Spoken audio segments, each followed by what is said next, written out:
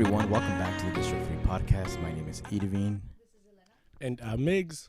And today we're actually joined by musician JP. JP, welcome to the podcast. Thank you so much. This is very exciting. I'm very excited for this. I'm glad you're here. I messaged you on TikTok. I don't know if it was like 2 days ago, I think.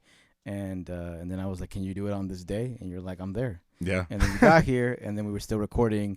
And then it was the library where we're recording is a little confusing, but you made it to the innovation. I got center. a little lost, but, you know, we're here. We're here. We're all intact. We're all alive. Doing good. Glad you made it here.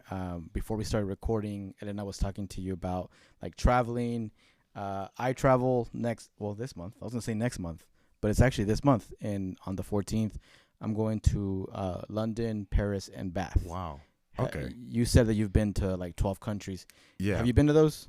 Yeah. I have yet to go to the UK. The UK is one of the countries that I haven't visited, but what other cities did you say? You said London, Bath, and Paris. Bath and Paris. Technically, like I mentioned earlier, I had that layover in Paris, but technically I've stepped foot in Paris, but I've never actually like traveled there, stayed there for a little bit. But hey, if you're there for a few minutes, like an hour, it counts. That counts. It counts. Because I have like that thing where I'm trying to travel to every state in the country, Mm-hmm. and I count the ones where I like stop by.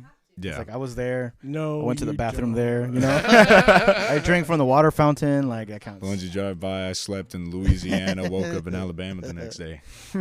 For real. Why you say no, Miggs? Because you didn't really like. I mean, did you step Because out Miggs of travels the all airport? the time. What? I used to count them. I don't anymore. Damn. I don't. I don't. I really wanted to go to LA for the Dodger parade, but I didn't. So no, I don't have any plans to travel. Get some rest. LA. By the way, not worth the hype, I say. Damn. Not worth the hype. Let me tell you something. Hollywood is just another Branson with a lot more crackheads. Like that, it's... Damn, y'all it's getting pretty canceled crazy. early on this episode, Maybe. man. I don't want to offend anyone from LA. Yeah, I didn't... yes, I did, yeah. That was the good part of LA. I didn't get to travel to like the beach area or That's the best part, brother. the downtown. I know I kind of stayed in like the Hollywood walk. You just had so many like hustlers out there trying to get the tours and everything. Scientology, Scientology people are over there. It was crazy, but that little section's like another Branson. It's not worth the drive. I went to Hollywood and like. First of all, if people like were like, "Hey man, do you think I'll be okay without going to Branson the rest of my life?" I'd be like, "Yes." Bro, I love Yeah. Branson. If you were like, "You think I'd be okay without going to Hollywood the rest of my life?" I'd be like, "I don't know. You might want to go check it out." Like, I mean, Branson's like 2 blocks of like the Hollywood Strip, Yeah. and like a lot more narrow. Damn.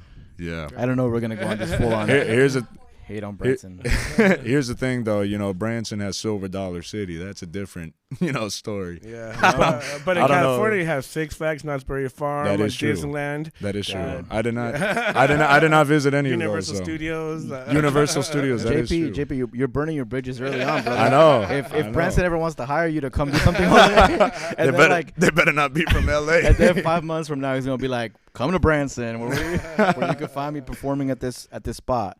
Yeah. So, what other countries have you been to?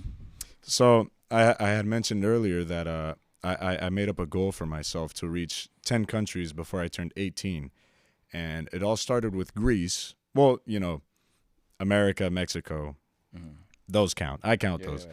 And then my first international flight that wasn't those 2 countries was Greece back in 2022. I was I think 14 or 15 at the time, but I made a little goal that before I turned 18 I would hit 10 countries. So I went to Greece, and then for Greece we had a layover in Finland, which is very random country, but it was pretty nice.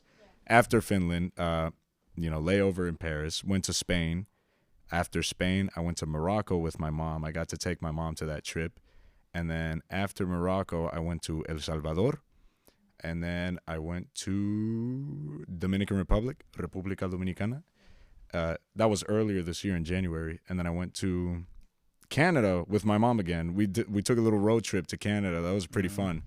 And then after Canada, I went to St. Lucia, and those were my 10 countries that I traveled to. And then recently, I mean, this wasn't part of, the 10 countries, but I went to Tokyo, Japan. So that was September. But You said it was very rainy. very rainy. Yeah, worst time to go. Don't go in September.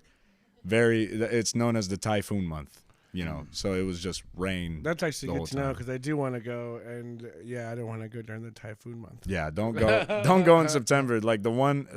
We did our research while we were in Tokyo, and all the TikToks were like, "Don't go in September," Yeah. and we were already there, and we were like, "Oh man." But yeah, I What mean, did y'all end up doing over there? we Eating sushi, homie. What yeah, the fuck? eating I heard eating. the gas station sushi's pretty good over there. That's what I heard. Dude, Gas station sushi. Yeah, I heard it's the top. the 7-Elevens, like the 7-Elevens over there are like the Walmarts here. Like you go in them and they're 24/7. So it'd be like 3 a.m. or something. Pull up to 7-Eleven. They have the, I forgot what they're called. They're like the rice balls with the seaweed. I forgot what they're called. But yeah, they hit. Like the 7-Elevens are crazy. They're amazing over there. That's basically all we did. Just 7-Elevens. That was your entire trip. Yeah, Could yeah. have done that Go in to Springdale, McDonald's out brother. McDonald's. I did try McDonald's out there. It's all right. Yeah. You know what's funny? One of my side goals besides the 10 countries before 18, it was trying every McDonald's, like every international McDonald's that I could. Do you guys want to know the best McDonald's that I've tried so far? El Salvador. El Salvador. Yeah, I was right. he was right. It was El Salvador. But Yeah. El Salvador, Bukele's doing something right over there. best McDonald's. I'm telling you. If you want, Why? Was it the plátano fritos? I don't know. No, I'm just kidding. if I do remember, I think they had those. They were pretty good. But I don't know what it was. It was just it tasted real. They had drinks that you don't find here. And it was just, I don't know. They just have a lot more items. It was really good. It was really good. Now, the worst McDonald's I can tell you is from Spain. Spain doesn't know what they're doing with their McDonald's, especially Barcelona. I don't know what I ate. I don't know what I ate over there. But Yeah.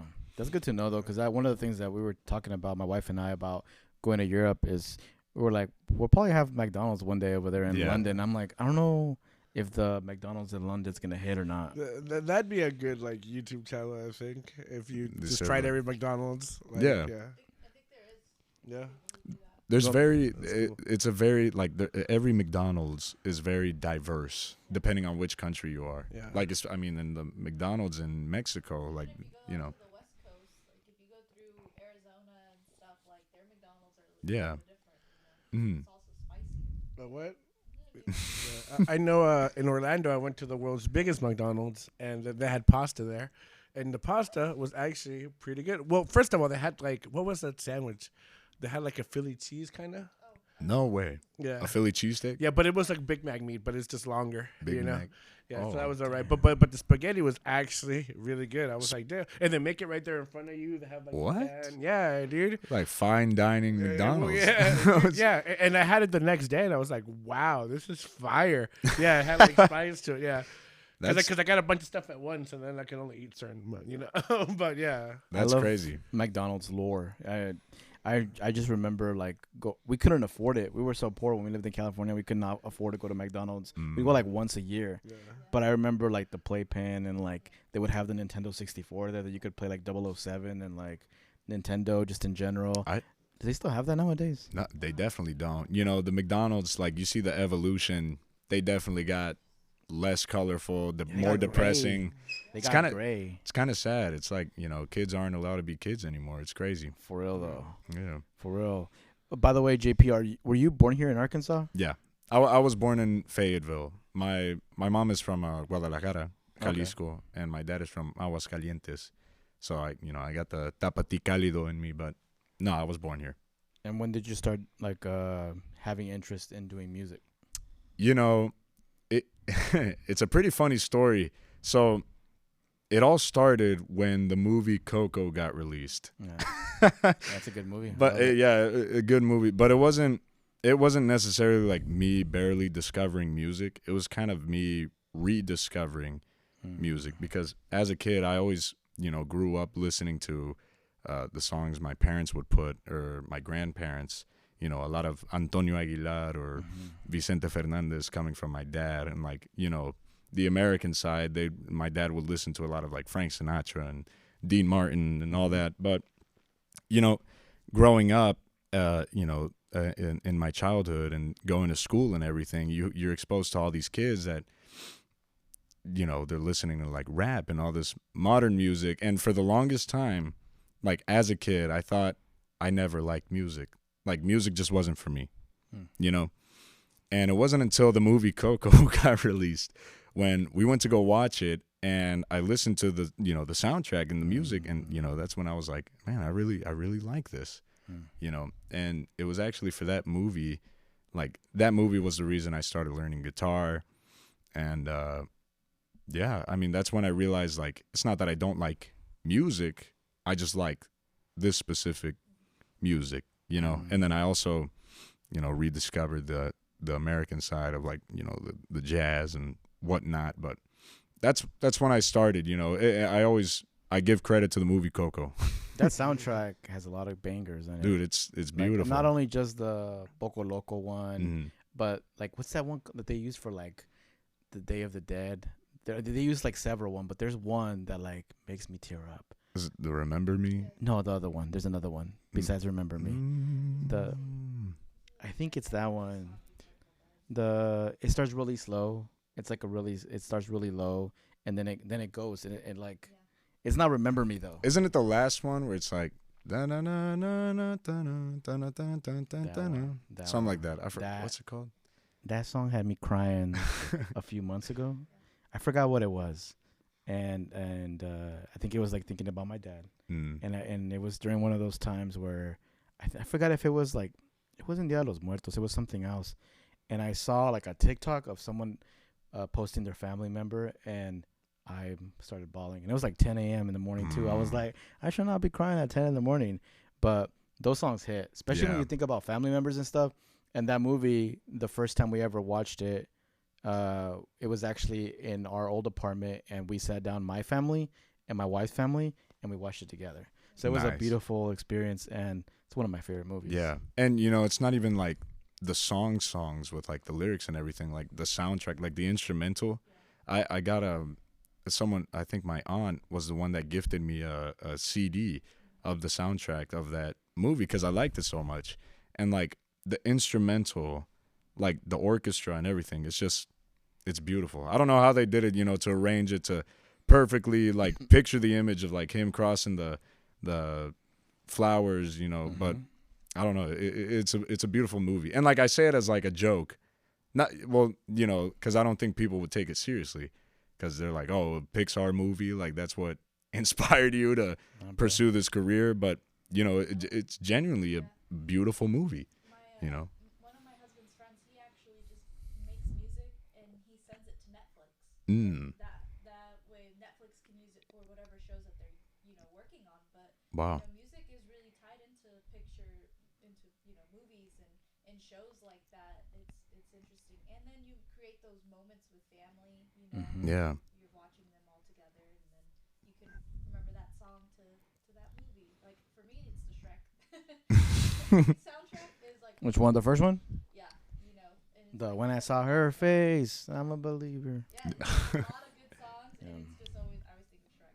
Yeah, music definitely has a way to connect specific memories together, and it's like I think of like the John Williams tracks of like that dude's the GOAT. Yeah, for real. Like I don't know how he, like it's crazy because like how he did it is that like for example Star Wars or something, they showed him the movie. And he would just like write down the music that he's thinking from just watching the film. Home Alone. Yeah, I think Harry Potter too. I think he was the Harry Potter soundtrack. I used to be obsessed as a kid with like dinosaurs and like Jurassic Park, and like now like from hearing the soundtrack so much as a kid, like now like I tend to tear up when I hear the like it's so beautiful, but it's like it's so funny like in a way like.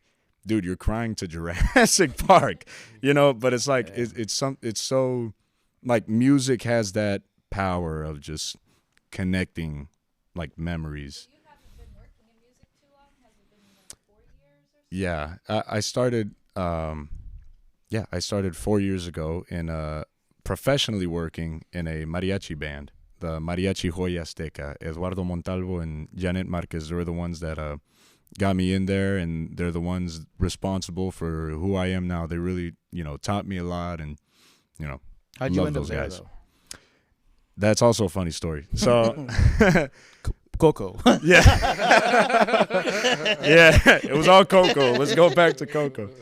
No, so during 2020, that was when I started like really, really picking up the guitar, because I started, I had like this little crappy guitar that my dad had back when Coco got released, but it wasn't really good. But Was it one of those old like classical Mexicans, but the crappy ones? yeah, it was. It's funny. My dad didn't know. You're gonna break it every time. Yeah, my dad didn't know what type of strings go with those specific guitars. So he put like the metal strings on the plastic guitars, and like the whole thing was just like ripped apart and everything. But yeah, in I think it was either 2020 or 2021 where I got gifted. My mom gifted me my first classical guitar. And that's the type of guitar that, mariachis have. And because, you have the acoustic steel string, but those are metal. So that's for like country and stuff. The real like mariachi guitars are the nylon strings. That's where, you can strum it with just your hand. You don't need a pick. And throughout the years, 2020, 2021, I started learning, started dedicating more time to guitar. And it wasn't until 2022 when, before the mariachi, that year during the summer, I had started working for a State Farm agent, Juan Barcenas in Robinson Avenue. Go check him out if you need insurance. But I started working for him as a cold caller. And that was after my trip to Greece, because in that trip, I had met him. And, it's funny how my whole life is just like. Did he hire you because of your voice? No. Hey, you'd be a great cold caller, man. Man, I could tell you right now, I was like 14 at that time. I did not have this voice yet. It was more like this, I was like, it's a wonderful day at State Farm. How you doing today? Go away. Man, you don't know how many people hung up on me, man. I bet if I do it now, they'd be like, yeah. How's it going? I trust you. This is JP Garcia and Juan Barcena State Farm. How you doing today? You know, but no, you sound like the fucking Allstate guy. Allstate. But no. So I started with him, and you guys ever heard of the burnt toast theory? Yes, if you would have, because the toast burnt. Yeah. You didn't leave at the same time. Yeah, like where an inconvenience happens, but it's almost like it was destined to happen. Otherwise, something else would have, something else in your path would have changed the direction of your life. Mm-hmm. And I always say this, my whole life, it's just been pieces of burnt toast. And one of the burnt toasts is the agent, Juan Barcenas. I thank him every day because now he's like one of my best pals. And, we were strangers in that trip and we got super close. He hired me to work at this job for his office. And first, like my interview, I have the record for the worst interview in that State Farm office. Like, imagine a 14-year-old kid. Well, I got interviewed by my sister, actually, because she was the manager at that time. And, I didn't, 14-year-old kid getting interviewed for the first time. But he hired me anyways because we were best pals. And, I worked through the summer. And in the end, I had to go back to school. I couldn't go back to work, so they threw this big event in the plaza, because it's the Robinson Avenue Plaza, like next to the Civic Center. I don't know if in Springdale. Mm-hmm. They threw this big event that was it was just like this I don't know, like charity event or something like that. But basically someone had told me, the word got out that there was going to be a mariachi there, that someone had rented a mariachi band for the event. And I was thinking, oh man, because at that time I had, been practicing the songs. I got a bit better on guitar and everything. And I was like, I'm gonna tell my mom to bring my guitar and see if I can play with these guys. So these guys come, and it's like a 5-piece mariachi, and I get my guitar, and I'm like, hey, can I play a couple songs with you guys? And they're like, yeah, go ahead. So I play a couple songs. I ended up playing the whole hour, and that's when they told me, they're like, man, like, can we get your number? Like, we want to get you in the mariachi.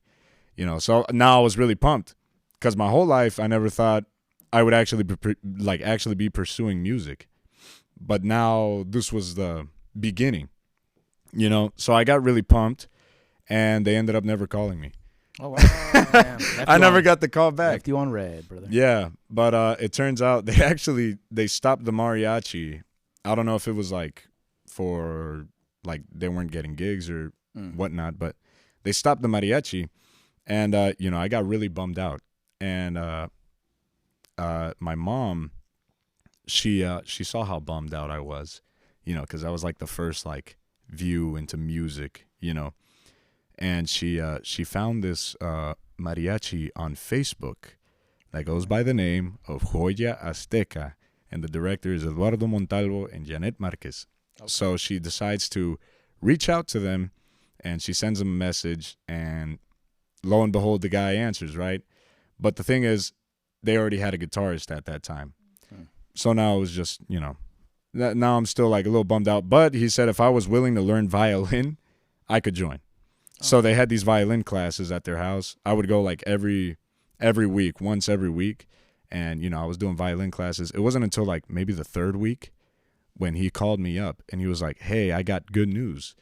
The guitarist moved to Iowa or something like that. He moved to Kansas. I don't, he moved, right? And I was like, this is my chance. He was like, I don't know if you're wanting to come and, play in a practice, see if this is meant for you. And then, it's up to you if you want to join. I go, and like, as soon as I walked in there, I was like, yeah, I want to do this, and, I stuck with it for 3 years, and, now I'm here. So that's how I started with the mariachi, I was going to say, when you first said that you're, that they didn't call you back, but then it's because they're gone. Dude, I feel like I'm a drummer, and I feel if you need anybody, dog, let me know. Oh, dude, I've been looking for drummers, man. Well, I'll definitely. Actually, that music's a whole lot different. I don't know. Anyway, but not that I can't do it. It's just different. But what I was saying is I've auditioned for since I moved to Arkansas, because in LA I used to do it all the time with a lot of different people, and so I constantly was always playing music with people. And then when I moved to Arkansas, I don't know, I felt like the skill level of at least the people I was meeting, it was just lower, you know. So I would go to somebody's house to jam, and I was teaching them how to play guitar, Yeah. But I did a few auditions, and they're always like, hey man, yeah, you're good, hell yeah, we'll hit you up, we'll be in the band, blah blah blah. And it happened 2 or 3 times, and then I never got a callback, and I never understood why, because I felt like I was good. I mean, I knew their music, you didn't have to teach me it. I already knew where the breakdowns were, which is why I'm good at other things. But but yeah, no, that was always weird to me. I was like, how come I never? Yeah, Like, bro, Yeah. I'm amazing. What? yeah. I mean, maybe that's why. Maybe because I was too amazing. That's what I like to think. You You're gotta, That's how I go you gotta to sleep at prove night. yourself. We got a drum kit back here. Did you bring some sticks? Oh no, I didn't bring 6. I'll bring some next time. I mean, I get that. I definitely get that. But, I think the reason why I think I didn't get called back from that first mariachi was because they just weren't doing good themselves as a mariachi. And one of my biggest problems back then was I didn't sing.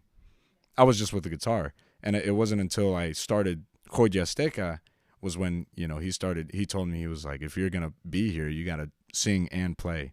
So, mariachis, they don't mess around. You see a mariachi singer, it's funny. Because they're not taken very seriously, but it's very it's a whole training, Yeah. I think if people know how expensive everything is when it goes to mariachi, I think they're expensive to rent out too. Yeah. So did they teach you how how to sing, or did you already have like naturally? Were you already a good singer, or how does that look like? I had been, I was in my school's choir beforehand. That's where it always starts. The school's choir. The school's choir. Yeah. And I mean, my Church. Our church. the church, yeah. But my knowledge over music, it all started in school, but it was, school music education. It's never, and I mean, we're talking about Farmington here, Yeah. so we didn't have like great funding, but The teacher listening to you right now, she'd be like, JP, Yeah. wait till I get a hold of you. the school is listening to me right now. They're stomping their feet. But no, yeah, it all started there, and I was a bass in the choir, so I already knew like a little bit about singing, but I wasn't a great singer, necessarily. But starting the mariachi, I had a lot of trouble because mariachi. It's funny how high these guys sing. Like, it's so funny. Like, every singer in a mariachi is always going to be like a tenor, and if they're females, a soprano. It's crazy. So I had a little trouble because, I would get assigned like specific songs, and the key they were in, like, they would be too high for me. And, I always hate looking at videos back then of me starting to sing. You had a lot of voice cracks and everything. I mean, this was 15-year-old me trying to sing, while my voice was changing. But it took a while for my director to realize, like, yo, this guy, he's not meant to sing high. I got to bring it down low, like. So we started adjusting like those songs, the keys and everything, and I started singing like those golden age songs of like Pedro Infante or Jorge Negrete, where they have a lower range than the most singers nowadays. Actually, I can't even sing. I was gonna try to. Actually, I did try. Voice cracks. See, I don't even know. Sorry, guys. Sorry to everybody listening. We editing that I out. could tell you, I sounded a lot worse when I first started, man. But no, that was yeah. I mean, it was something that I guess I already had like a bit of knowledge about, but it wasn't something where I was necessarily good at it. And I never took it seriously because I was like, oh, like, I'm not going to become a singer. Like, I'm only doing this for a little bit, and then, I'll become an architect, go to college or something.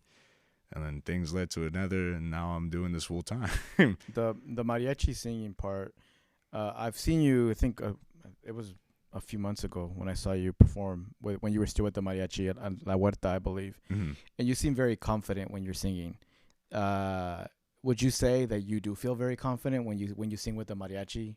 Yeah. You feel in place? Because I don't think I've seen someone that's your age in a mariachi that looks very confident when they're singing. Yeah. Well, it's always good to have backup. And that, when I was in the mariachi, that was always like the thing that I really appreciated was like, if the key's messed up or like if my voice isn't so good, someone else can take it over for me. But yeah, I mean, the confidence, like, it really, it took a lot to gain, and I always reflect back to, back in 2020, I actually had like really, really bad social anxiety.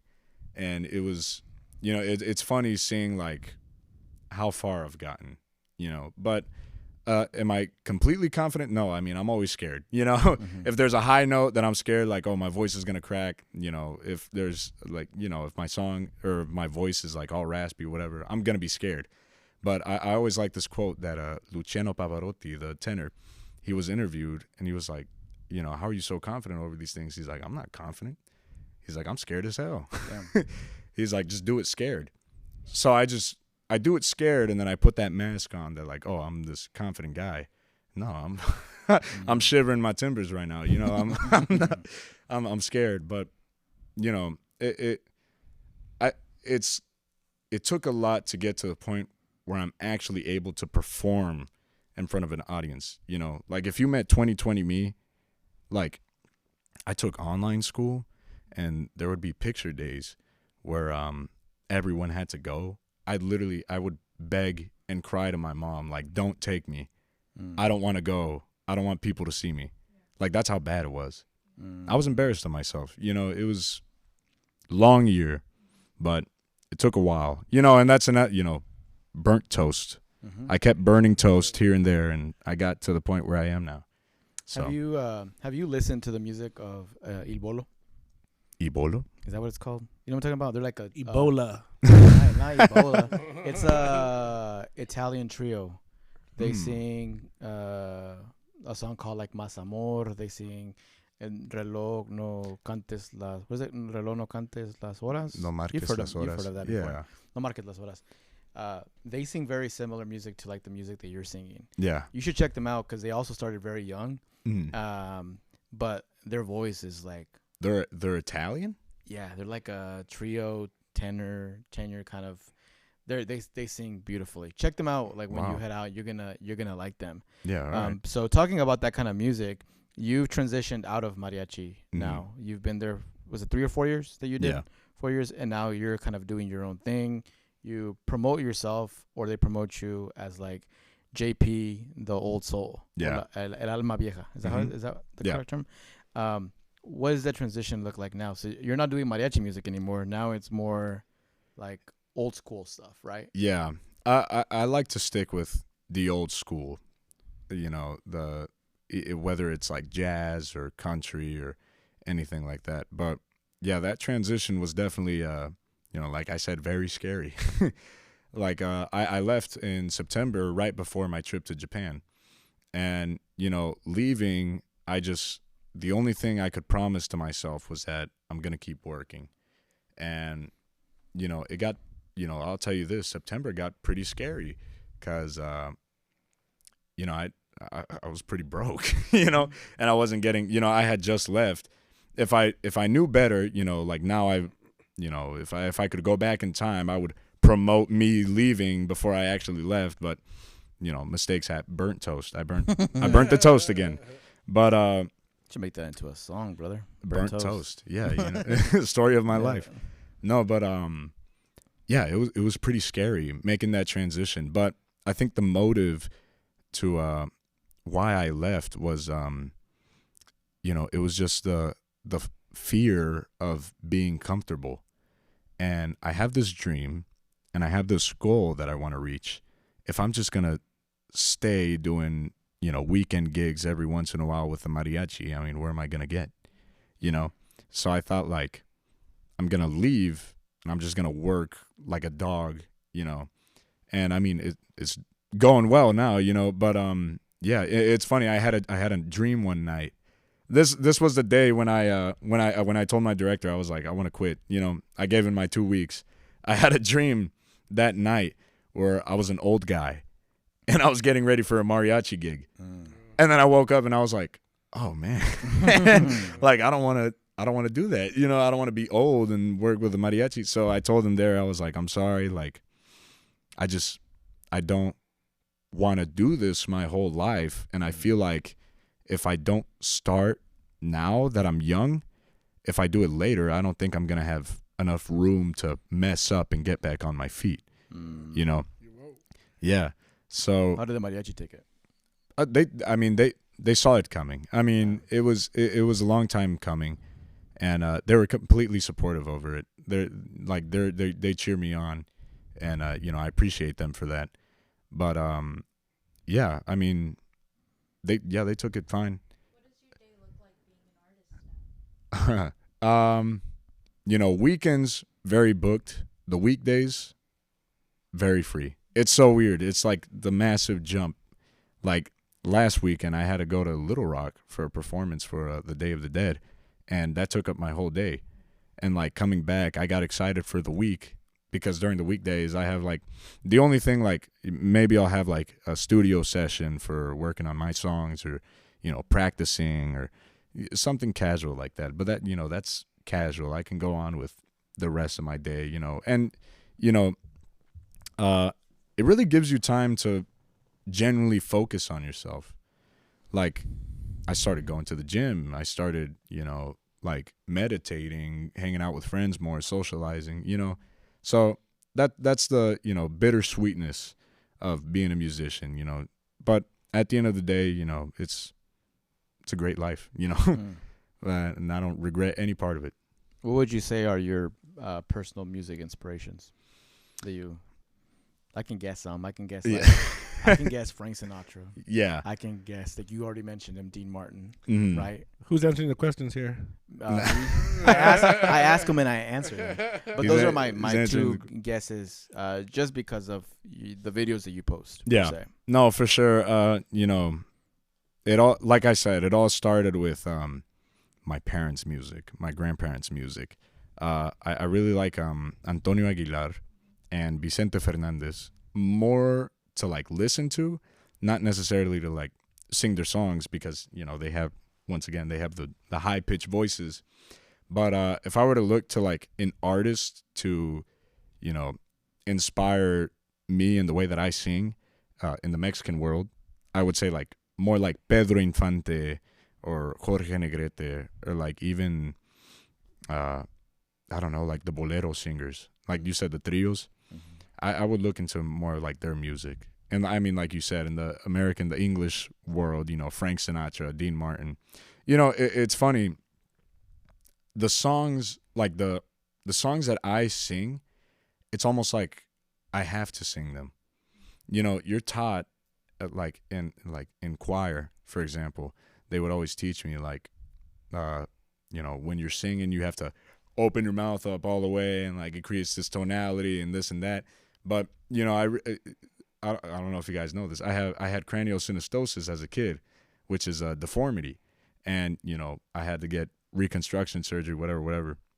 I'm medically deformed, you know, and you know, doing that literally hurts.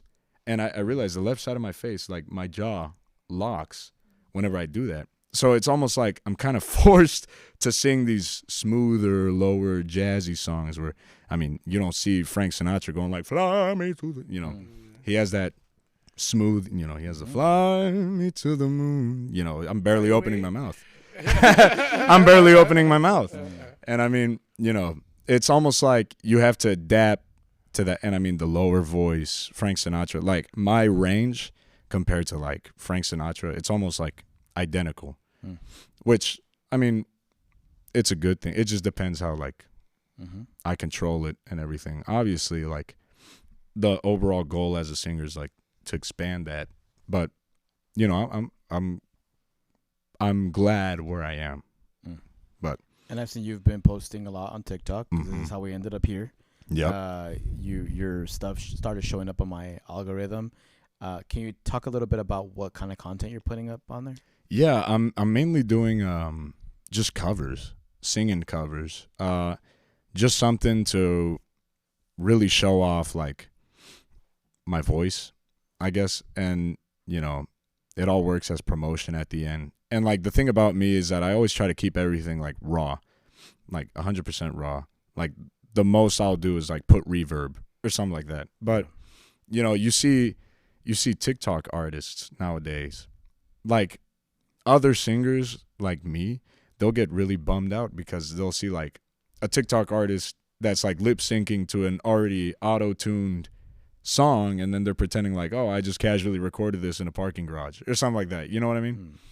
And it's just like, you know, that's not, you know, I try to keep it raw 100% just to like show like, yo, you don't need auto-tune. You'll be like filming outside and stuff too. I've seen some of those videos. I'll film outside. My most recent, like recently, I've gotten a few videos that got viral of this format where I'm just simply using a headphone microphone. People like that kind of stuff, right? They like they like you to hold a headphone. They like you to hold a little microphone too, and you see those videos become super viral. Yeah, it's weird.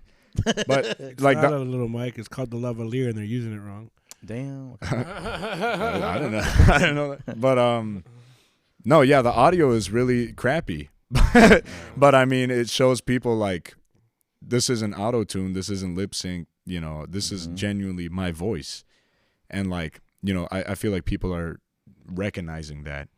And yeah, it just shows like a little bit more hope towards like singers. And like, you know, I'll look through my videos, I'll be like, oh man, I'm a little out of tune, or oh man, I got pitchy here, or I didn't reach that note. But I still post it. You know, we're all human. We all make mistakes. We're not all robots that need auto-tune. You know, even in my new song, Suffering, I told my producer, I was like, I want it raw. Like, as raw as we can get without it sounding completely like crap, you know? Because, you know, here's the thing, and this comes naturally as a singer, like, especially like Elvis Presley. He was known for getting flat a lot, like when singing, which is like where you can't reach the note where like you're a little lower than the note. And, you know, I tend to have that a lot because it's more of like I focus on the tone of my voice more than the pitches that I hit. And that was a problem. Said pitches, people. Pitches, notes. Not the. Yeah, pitches. That was close though. With That a sounded kinda P. Pitches. That sounded kinda close. No, but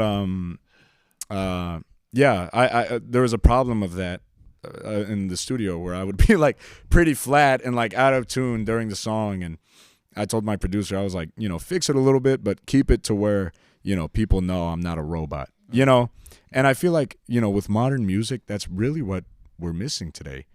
You know, like you listen back to like Frank Sinatra tracks or like the Beatles or something, you know, their voice would get raspy or like they'll struggle to hit a note or something, but it's kind of, it adds to the beauty of it.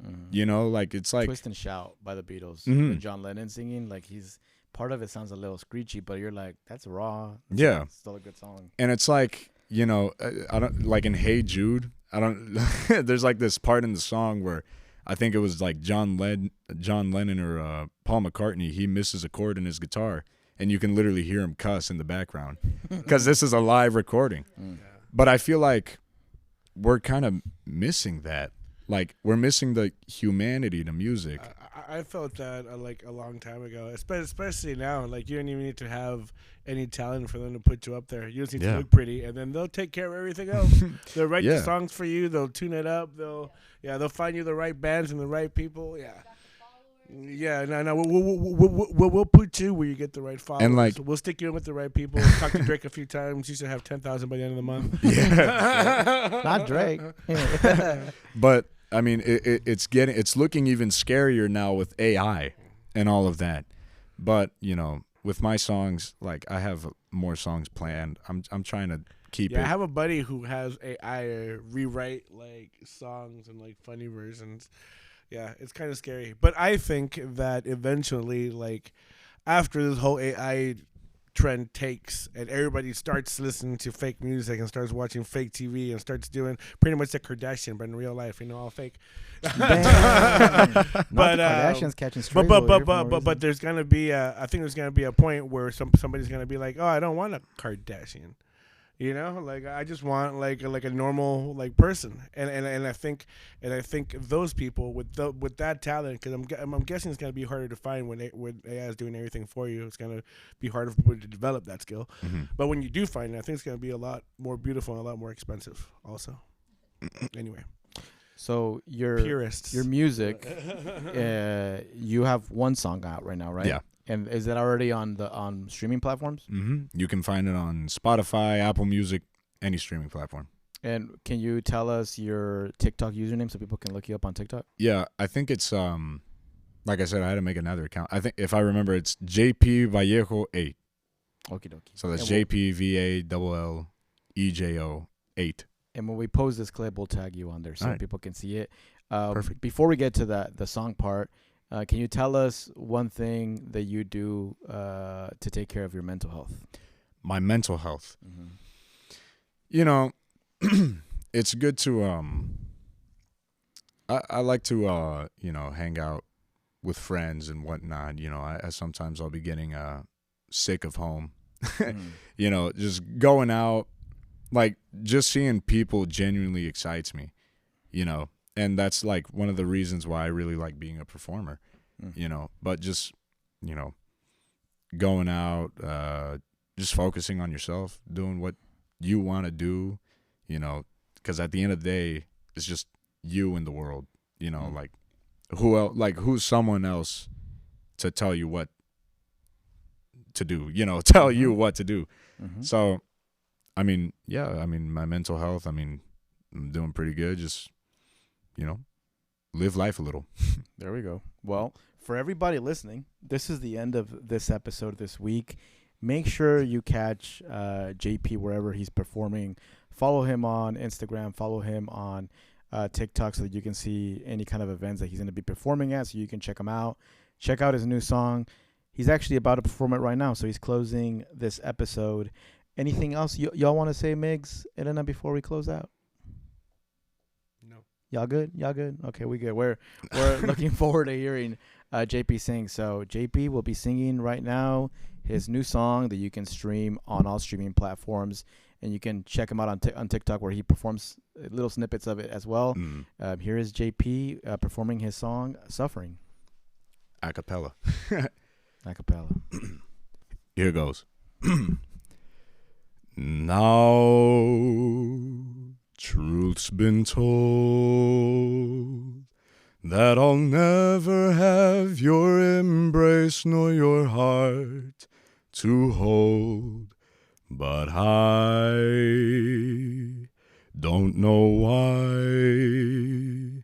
All our memories together still burn my mind. I'm suffering, and I think you know why.